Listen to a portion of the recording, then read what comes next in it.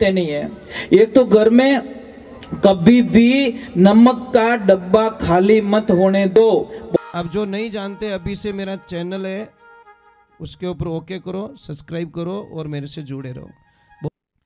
तो 17 बार उसको जरासंध को बुलाया, 17 बार राक्षसों का वध किया। अब देखिए भगवान वहां पे काम करके द्वारका चले जाते हैं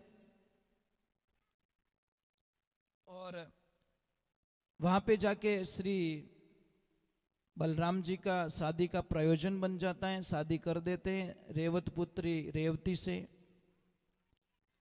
परंतु अब भगवान बोल रहे अबे तो भाई नंबर तो अपन ही आनो चाहिए। बड़ा भैया रो ब्याह रह गयो, इतना दिन तो छोको ही नहीं लागतो भाई, छोटा भाई बड़ा भाई तो कुंवारा बैठा, मोटो भाई छोटो भाई पणीज गो, पण भाई रो ब्याह रिया। बाद में थोड़ा विश्वास आई गयो कि हमें टेंशन को नहीं, हमें पर नंबर लाग जाई। तो इधर देखो भगवान की कृपा होती है, ईश्वर की लीला बहुत अलग है। एक बात हमेशा ध्यान रखें, आप पहली रोटी किसको खिलाते हो? ईमानदारी से बोलना। काहे को? कोई कोई खिलाते होंगे, असर पड़ता है उस रोटी का, ध्यान रखना। कोई बस चल रही थी, बस में भाई बैठा और जैसे ही कोई बाई आई, भाई री जेब में हाथ डालियो ला रहा हूं, वो भाई हाथ पकड़ लियो कि बाई करे कहीं है कि मैं ही थारे स्टाफ रोज में, तू कौन चोर के मैं ही चोर ही छू। तू ब्याह करियो कि नहीं करियो जने कोई बात नहीं, एक दो हो गया अपनो ब्याह पक्को, शादी हो गई, दोनों चोरी करते हैं। अब भगवान की कृपा से उनके घर में संतान होती है, हॉस्पिटल में होती है। अपने हॉस्पिटल में जैसे नर्स बाईसा ने बच्चे को लिया और बच्चे ने नर्स बाईसा की अंगुली पकड़ ली, और अंगुली पकड़ी तो वो क्या कि वो अंगूठी पहनी हुई थी वो निकल गई और बच्चे के हाथ में आ गई। अब नर्स बाईसा पूरी ताकत लगा रहे, वो अंगुली वो छोड़ ही नहीं रहा है, मतलब छोड़ ही नहीं रहा है, इतना कस के बच्चे ने पकड़ के रखा है। तो उन्होंने बोला अब क्या करें, सब जगह फेर दिया। एक संत के पास में लेके गए कि महाराज पता नहीं ये कौन, इतनी ताकत कहां से आ गई, इसने जन्मते ही अंगूठी लेके बैठा है। तो महाराज जी ने बोला बेटा झूठ मत बोलना, तुम सच बोलो, तुम करते क्या हो? कि गुरुदेव हम चोरी करते हैं। तुम भी चोरी करते हो? दोनों पति पत्नी चोरी करते हो? हाँ। कि कोई बात नहीं, 1 सेकंड में तुम्हारी अंगूठी दिलवा देता हूं मैं, इसके तरीका मैं जानता हूं, चोर का तरीका। गुरु महाराज ने कुछ नहीं बोला कि तुम्हारे गले में जो सोने की चैन है ना वो निकाल, और जैसे ही चैन को आगे लटकाया बच्चे ने अंगूठी को फेंक दी, चैन को पकड़ ली और उनको दोनों को आश्वासन दिया बेटा कोई चिंता मत करो, और थोड़ा बाप बनी मोटी मोटी चोरियां करियो। तो चैन के चक्कर में अंगूठी को फेंक दिया कि नहीं अभी सोना इसमें जा। कहने का मीनिंग कि हमारी भावना वैसी होनी चाहिए, हमारे विचार वैसे होने चाहिए, हमारी सद्भावनाएं होनी चाहिए। आज हमारी जिंदगी में हम क्या करें, छोटी छोटी बातों पर हमारी इतनी तबाही आ चुकी है जिसकी हम कल्पना नहीं कर सकते। शांति बिल्कुल नहीं है। आप यज्ञ करवाते हो, क्यों शांति नहीं होती? क्यों नहीं होती? यज्ञ कराने के बाद में घर में शांति होनी चाहिए ना, फिर भी क्यों नहीं होती? क्योंकि यज्ञ घर में हुआ है, हमारे दिमाग में नहीं हुआ है। भाई खाना पड़ाए, खाने के डब्बे में, उससे भूख मिटेगी क्या? नहीं मिटेगी ना। आपको खाना खाना पड़ेगा, खाना खाओगे तो ही मतलब कुछ होगा। तो भगवान की कृपा होती है। एक तो कमर में से सीधे बैठा करो, जेब में घुस गो तो एक तो नावनी नहीं आवे, वो पास आएगा। चलो एक बार भगवान के चरणों में, ये कहीं ऊंदरो कहीं हेड जीरो हीरो खाई गो, हेड जी रुकाली बैठा गेट मत के 500 ऊंदरा खाइयो कोट, कौन सो हीरो पकड़े कौन? परेशान हो गए, हीरो ही महंगो गणो। जने कोई जानकार आदमी ने बुलायो कि भाई साहब आप पधारो, तो फीस रेवे जो कोई ले लीजो, परंतु इन ऊंदरा ने पकड़ लो। आए और उसने बोला सेठ सिर्फ 5 मिनट दो, तुम्हारे चोर को पकड़ लेता हूं, मुझे बैठने दो यहाँ पे। जैसे ही बैठा उसने चूहे को पकड़ा और हीरा निकलवा दिया। सेठ जी ने बोला तूने कैसे पकड़ लिया? मैं तो 24 घंटे हो गए मेरे को पकड़ में नहीं आया। कि सेठ जी मुझे मालूम है कि मूर्ख ने माया मिलेगे जने वो आप परिवार रिश्तो तोड़ दिया करे। तो इन हीरो मिलते इन वो एक साइड में जान बैठो चोर पकड़ी इसको। समझ में आ रही नहीं आ रही? जैसे जैसे आपके पास में माया बढ़ जाए, जैसे जैसे पैसे बढ़ जाए, जैसे जैसे भौतिकता बढ़ जाए, वैसे वैसे आप झुकना सीख जाओ। और अगर आपको पता नहीं चल रहा है तो कहां पे सीढ़ियों पे चढ़ते हो। दादा आप बाहर क्यों बैठे हो? दादा आप वहां पे क्यों बैठे हो? अंदर आओ। ओ भैया बाहर क्यों बैठे? पूछ क्या हो तो? वो भैया बैठे न बाहर। तो एक बात का ध्यान रखें, अगर आपको ऊपर जाना है और नीचे जाने के एक आइडिया बताओ। आप सीढ़ी पे रोज चढ़ते हो, आपने क्या सीखा? सबसे बड़ी भूल ये होती, सीढ़ियां हमें सिखाती क्या है? जब सीढ़ियों पे आप चढ़ते हो तो आपको पता है आगे झुकना पड़ता है, सीधी सीधी नहीं चढ़ सकते। सीढ़ियों पे चढ़ते वक्त आपका जो लेवल होता है ऐसे तिरछा हो जाएगा, तो ही आप सीढ़ियों पे आराम से चढ़ पाओगे। कहने का मतलब आपको अगर ऊपर पहुंचना है, ऊपर मंजिल प्राप्त करनी है तो झुकना सीख जाओ। आप ऊंचाइयों छू लोगे। जब आपको डाउन में होना है तो आपको पीछे झुकना पड़ता है। उतरता वेला आगे थोड़ी देखो, ठीक विपरीत हो जाता है। तो सीढ़ियां क्या कहती है? मैं तुमको ऊपर भी ले जाऊंगी परंतु मेरे तरीके से चलना पड़ेगा। मैं तुझे नीचे भी गिरा सकती हूं अगर तरीके से नहीं चला। तो सीढ़ियां यही कहती है, सीढ़ियों से सीखो, खाली चढ़ो मत। हर चीज में एक साइंस होती है, विज्ञान होता है, हमारी जिंदगी का एक ज्ञान होता है, पर हम लेते नहीं है। एक तो घर में कभी भी नमक का डब्बा खाली मत होने दो, बहुत बड़ा नुकसान आता है। कभी भी नमक का डब्बा खाली नहीं रहना चाहिए। एडवांस मंगा के रखो। समझ में आ रही नहीं? एडवांस मंगा दी, ये काम आपका है देवियों। और आप लोगों से एक प्रार्थना है, अपनी लक्ष्मी पे पूरा विश्वास करो साहब। कौन कौन करते हो? ऊपर हाथ करो विश्वास। देखो ये मुंडो देख रही है, मने ध्यान नहीं, घरे जाए लपड़ो नहीं रह जाए। विश्वास करते हो तो मुझे एक प्रश्न का जवाब दे देना, मैं जानूंगा विश्वास करते हो। समझ लीजिए आप उतावल में आपने स्नान किया, स्नान करके ऑफिस गए, आपने ड्रेस चेंज की और वहां पे जाते ही आपको याद आया कि मेरे पैंट की जेब में पैसे रह गए हैं। अब जो विश्वास करता है उस आदमी का आंसर क्या होगा, और जो विश्वास नहीं करता है उसका आंसर क्या होगा? वहां पे जाके कॉल करेगा कि लक्ष्मी जी मैं थोड़ा बाथरूम में पैसे भूल गया हूं, उस पैंट की जेब में पैसे रह गए, थोड़ा लेके आप अंदर रख देना। मतलब वो विश्वासु आदमी है। और दूसरों का कि ए ध्यान रख जे गिणियोड़ा है। समझ में? मतलब गिने हुए ध्यान रखना, गिने हुए बोलते ही वो अंदर से टूट गई बस। और मैं आपको एक और कड़वा सत्य बोलने जा रहा हूं जो आपको जेंट्स लोगों को समझ में लेट आता है। जब जब मुसीबत पड़ी नहीं साहब, इन माताओं बहनों ने पैसे निकाल के आपको दिए, ध्यान रखना। जब जब आप मुसीबत में फंसे हो, आपको इमरजेंसी हुई है, आपने इनसे पैसे लिए हैं, इसमें कोई शंका नहीं है। और लेवता वेला इतना भोड़ा बढ़िया और पाछो मांगे डड डड किलरी आंखियां काटे कि खाइन जाऊं कहीं। आदमी बदले इतो भेगो क्यों महाराज? इतो भोड़ो बनन लेवे भैया, इतो भोड़ो बने आदमी बने कि नहीं बने? था सब हेल्प करियोड़ा साहब, मुझे पता है, क्योंकि एक लेडीज के पास में लास्ट चांस रहता है कि इनकने तो कटुन कटु पे और निकल सके। साहब आप 100 रुपया देते हो ना, घर यूं चले, ये चलाई जाने घर। 100 रुपया देते हो ना, 80 रुपए की सब्जी लाएगी, 20 रुपया वापस घर पे लाके रखेगी, अपन 100 रुपया दो 300 रो खातो मंडाई ना जाओ कि तू लिख दीजिए भले देऊं कदी हो तो ठाक हो नहीं, पर ये इनकी सिस्टम होता है कि ये घर को बर्बाद नहीं होने देती। इसलिए धर्म नीति तो यही कहती है कि आप जितने पैसे कमाओ, 100 रुपया 200 रुपया 500 रुपया शाम को लाके इनको दे दो, और जो चाहिए इनके हाथ से लेके जाओ। आपको धंधे में कभी कोई नुकसान आने वाला नहीं है, अगर समझ में आ जाए तो। नहीं आवे तो बस तो वाला हिसाब यही है। चलो एक बार थोड़ा राधे पया दिया जो पास पर लीजो टाइम मत है। हाँ जी, याद दिला दियो तो घर जान कह दीजिए भाई मार जची को मन पे पास दो मतलब 6 महीना हो गया 8 महीना हो गया मैं तो देव पासा।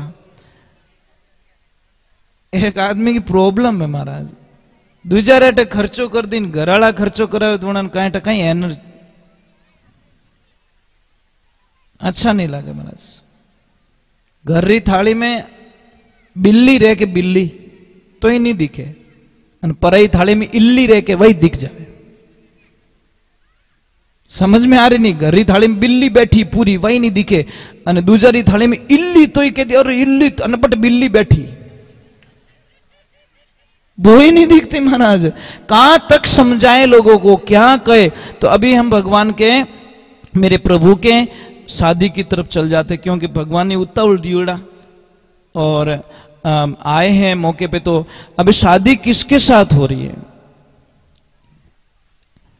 आपको पता है कि राधा जी का कहीं वर्णन नहीं आया गीता में, एक बार भी राधे का नाम नहीं लिया गया। पर हम भगवान से ज्यादा भी शायद, इसलिए भगवान ने बोला कि राधा ही मैं हूं, मैं ही राधा हूं, राधा है वो मैं हूं वो राधा है।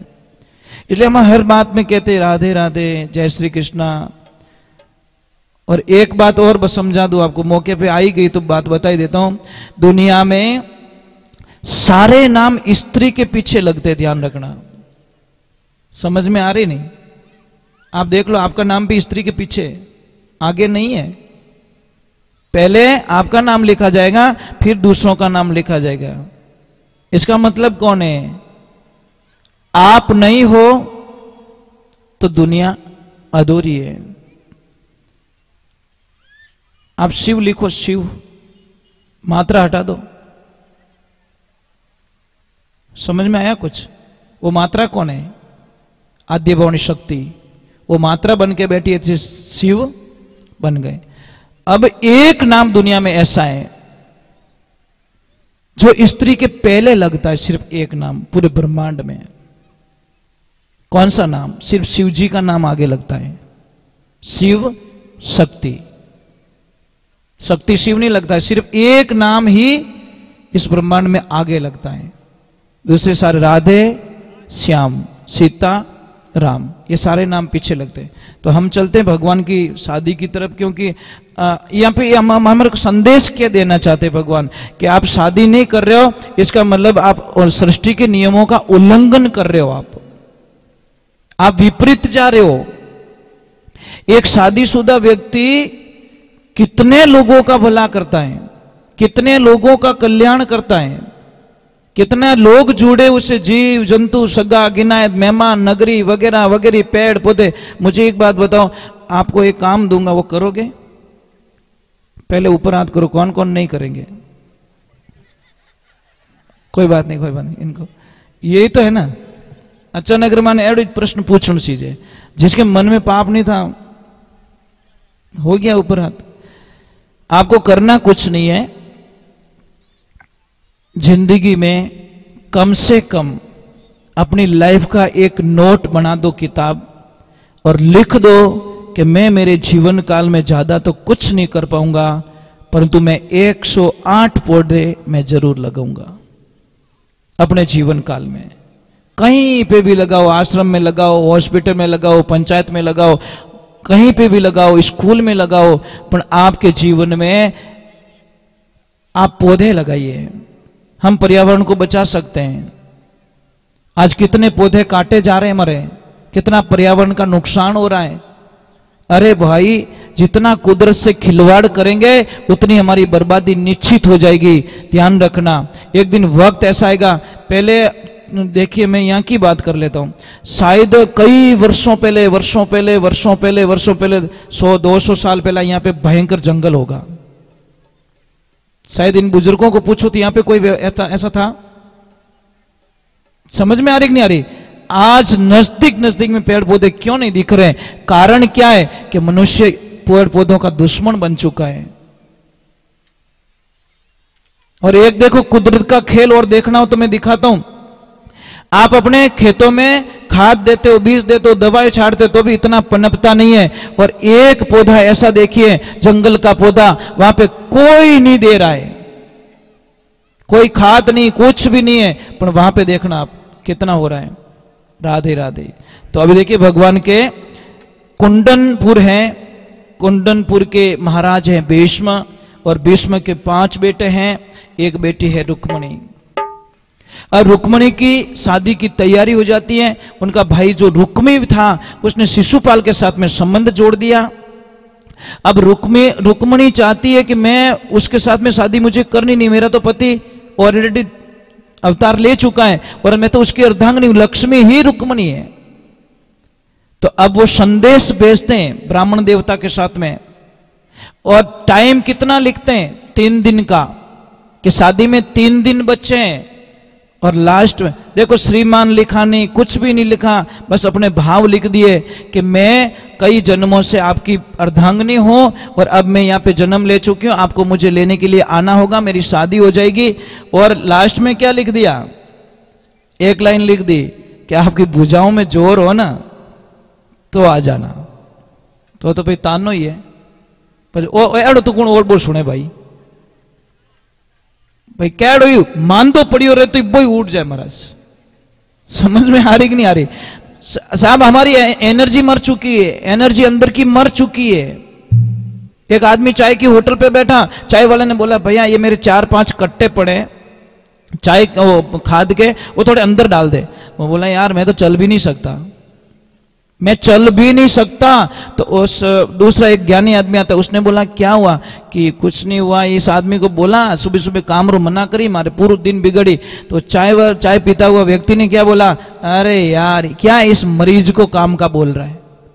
जैसे मरीज का नाम लिया उस आदमी को गुस्सा आ गया। उसने बोला ओए मरीज किसको बोल रहा है? अरे तू मरीज है, तू घर पे पहुंचेगा नहीं, पर तरह निकल जी। उसने ऐसे कप रखा नीचे, बाएं चढ़ा दी। उसने बोल तेरे क्या करना है? कि थारू कट्टो तो नेकी जी को नहीं, मोटी मोटी बातें मत कर। वो 3 मिनट 3 ही कट्टा फेंक दिया। आदमी कौन था? वो ही जो 2 मिनट पहले बोल रहा था मानो तो ऊपर ही नहीं रेवी जे, और वो 4-5 कट्टा फेंक दिया। अब उसने चाय वाले ने बोला कोई मंत्र जाने तू? कि मंत्र नहीं, इसकी मरी हुई शक्ति को मैंने जागृत कर ली, मैंने जगाया। इसमें एनर्जी है, आपके अंदर भी एनर्जी है, ताकत है। आपने एक शायद किस्सा सुना होगा, एक लड़की को 4-5 लड़कों ने चलती ट्रेन से फेंक दिया था। पूरी रात वो लड़की वहां पड़ी रहती है, दोनों पैर टूट जाते हैं, हॉस्पिटल ले जाई जाती हैं। हॉस्पिटल ले जाने के बाद में उसके दोनों पैरों को काट लिया जाता है, क्योंकि यहां से टूट चुकी थी। जब वो सुबह उसको होश आता है तो दोनों पैर नहीं है। डॉक्टर साहब ने बोला कि सॉरी बेटा, क्षमा करना, हम तेरे पैरों को नहीं बचा पाए। उसने बोला कोई बात नहीं डॉक्टर साहब, आपने मेरे पैर कटे हैं, मेरा हौसला नहीं कटा है। मेरे पैर कटे हैं, मेरा हौसला नहीं टूटा है। मैं इन्हीं पैरों से हिमालय की एवरेस्ट चोटी पे जाके झंडा गाड़ के आऊंगी। सब लोग मजाक समझ रहे हैं, बोलते तू जाएगी टूटे हुए पैरों से, मैं जाऊंगी। और सत्य घटना है, कोई बनावटी बात नहीं। आप सर्च करना कौन वो लड़की थी, आप मोबाइल पे सर्च करके देखो, अपने यूट्यूब पे जाओ और उसका नाम सर्च करो कि कौन वो लड़की थी जिसके पैर काट दिए गए फिर भी वो हिमालय की चोटी पे चढ़ गए, तो आपको पूरा विवरण मिल जाएगा। तो महाराज वो डुप्लीकेट पैर लगा के वो वहां पे झंडा गाड़ के आ गई। हौसला होना चाहिए। अगर वो सोच लेती कि मैं जीवन में कुछ नहीं कर पाऊंगी तो वहीं पड़ी रहती, वो मर जाती। आप क्या नहीं कर सकते? आप सब कुछ कर सकते हो। करने का हौसला होना चाहिए। आप अपने आप को कमजोर क्यों मानते हो? पहले बात तो क्या एनर्जी नहीं है आप में? क्या पॉजिटिविटी नहीं है? तो भगवान को मतलब ताना दिया कि भुजाओं में ताकत हो तो आ जाना। अब भगवान गए, भगवान तो बड़े राजनीतिज्ञ गए और सारा चक्कर लगाया। अब वहां पे एक चिट्ठी लिख दी, उसमें लिखा कि मैं सुबह के टाइम में शादी समारोह में जाने से पहले मैं माँ के मंदिर जाऊंगी। मेरी कुलदेवी है माँ पार्वता की, मैं पूजा करते हूँ। मैं कुलदेवी के मंदिर आऊंगी और मंदिर से आप मुझे वहां से लेके चले जाना। भगवान की लीला होती है, वो जाते हैं घूमते हैं और अब वो इंतजार कर, सारे राजाओं की जयकार की जा रही है परंतु तो कृष्ण की कोई जयकार नहीं कर रहा है। मन में चिंता हो गई, मंदिर पहुंच गई, वहां चिंता करने लगी और माँ को बोली हे माँ अब मैं क्या करूं? और जैसी आंखें खोली तो माँ की मूर्ति के अंदर कृष्ण दिखाई दिए। उसको विश्वास आ गया, अब मेरे पिया आ गए हैं, मेरे प्रभु आ गए। थोड़ी देर हुई तो वो बहुत सारे सैनिक थे ना, उन्होंने बोला तू आया कहां से? तो भगवान के पास एक मोहिनी विद्या थी। वो जैसे मुस्कुराते सामने वाला उसका हो जाता। उनको कोई बाण चलाने की जरूरत नहीं थी, खाली मुस्कुराहट, और इतने बढ़िया हंसते थे सामने वाला दुश्मनी भी, अरे यार ये इन्हों कहीं लड़ाई करे, इन्हों लड़ाई कहीं करे। जैसे ही वो बोले कौन है, और इतने मुस्कुराए, उसकी मुस्कुराहट में ही वो सारे देखते रह गए। और जैसे ही रुक्मिणी जी आते हैं उनको लेके चले जाते हैं, उनको पता ही नहीं है। फिर बोले, दूसरे बोले अरे रुक्मिणी जी कटे है, तो वे के मंदिर में। अरे मारा भाई मंदिर में कोनी, वो हसन आलो आयो के उड़ा दी लग गया। अब तो महाराज रुक्मी तो बड़ा दुश्मन था भगवान का। उसने सौगंध खाई कि अगर मैं हार गया तो मैं इस नगरी में वापस कभी नहीं आऊंगा, मतलब इस राज में कभी नहीं आऊंगा। वहां से वो निकल जाता है, बहुत भयंकर लड़ाई होती है, फिर पकड़ लिया जाता है। रुक्मी को रथ के पहिए के बांध देते, बलराम जी उसको छुड़वा देते कि इतना अन्याय मत करो। रुक्मिणी जी बोलते मेरा भाई आखिर में, तो फिर उसने अलग नगर बसाया और फिर सबको राजी, क्योंकि 4 भाई राजी थे, पापा राजी थे, सारे परिवार। अपन वो रुक्मिणी था ना, वो बड़ा दुश्मन था भगवान का, क्योंकि वो शिशुपाल के और उसके जमती बहुत थी। फिर बाद में आपको पता है कि शिशुपाल कौन था। शिशुपाल को एक वरदान था कि जन्मते ही उसकी 3 आंखें थी। कितनी? पर सारों की गोद में उसको घुमाया गया और उसको बोल दिया कि जिसके गोद में जाते ही ये तीसरी आंख गायब हो जाएगी, वही इसकी मौत का कारण बनेगा। और जैसे कृष्ण की गोद में जाता है वो तीसरी आंख गायब हो जाती है। उसी दिन से उनकी मां ने वचन मांग लिया, कृष्ण इसको मारना मत। तो उन्होंने वचन दिया कि इसका 100 गुना माप, 100 गलतियां करेगा तब तक मैं इसको नहीं मारूंगा और 100 तक काउंट करता रहूंगा, और जैसी 101 हो जाएगी ये मेरे हाथों मारा जाएगा। और भरी सभा में जब उनका राज तिलक हो रहा था, ऊंचे आसन पे भगवान को बैठाया गया, तब शिशुपाल आता है, भगवान का बहुत अपमान करता है। भगवान रोक देते सबको, बोलने दो, काउंट होता जा रहा है, बोलने दो, काउंट होता जा रहा है। जैसे काउंट हुआ और शिशुपाल को खत्म कर दिया गया। तो एक बात का ध्यान रखिए, मैं आपको वंदन करता हूं कि सबसे पहले हमारे स्वभाव को बदलना पड़ेगा। अगर आप स्वभाव को चेंज नहीं करना जानते हो तो आपकी जिंदगी में सुख तो कभी आ नहीं सकता, क्योंकि स्वभाव क्या कहता है, मैं कोई ना कोई काम बिगाड़ दूंगा, ऐन मौके पे कोई काम बिगाड़ दूंगा। तो आप स्वभाव चेंज कीजिए और पतिदेव को आदरणीय शब्द के साथ में बोलिए। और आप भी तू नहीं बोलना, तू कटे गई वो शब्द मत बोल, आप कटे पधारिया। और एक चीज और बता दूं, हमारी राजस्थान की संस्कृति की बात बताता हूं और डंके के साथ में बताता हूं। अगर आपको भाषा की मर्यादित भाषा सीखनी हो तो कोई राजपूत घराने में जाओ। आपको भाषा सीखनी है ना, आपको कोई राजपूत घराने में जाओ, आवो बाईसा, बिराजोसा, जिमोसा, पोडोसा, वहां पे कोई अपमान के शब्दों का प्रयोग नहीं किया जाता। इसीलिए महाराज ये भाषा ही तो हमारी गहना है, भाषा ही हमारा सब कुछ है। अगर इतने ऊपर जाते हुए भी हम शब्दों का प्रयोग कई तो इतने गलत बोलते हैं कि मन तो ऐसा करता है मुंडू ही देखना चाहे। क्यों गलत बोलते हो? भगवान ने हमारे को जबान दी है अच्छे बोलने के लिए। इसीलिए महापुरुषों ने लिखा, जबान जैसी प्यारी जगत में जबान जैसी खारी क्या, मिनक जमारो मिली और बंदा जित्ती बाजी हारे क्या। क्यों हार लेते हैं हम लोग? राधे राधे नहीं जोर से भाई, किस्तों में तो लेवन वाला हूं को नहीं, माने तो एक हाथ चीजें हैं। थोड़ा जोर से बोलो, राधे राधे। अब भगवान की शादी करवा दी गई, आनंद हो गया। अब भगवान वापस आते हैं। एक छोटा सा भजन सुना देता हूं आपको। मैं आपको लास्ट में कुछ लिखवाऊंगा, वहां ध्यान रखना। मैं चाहता हूं 2 दिन बच्चे मेरे पास में कुछ दे के जाऊंगा।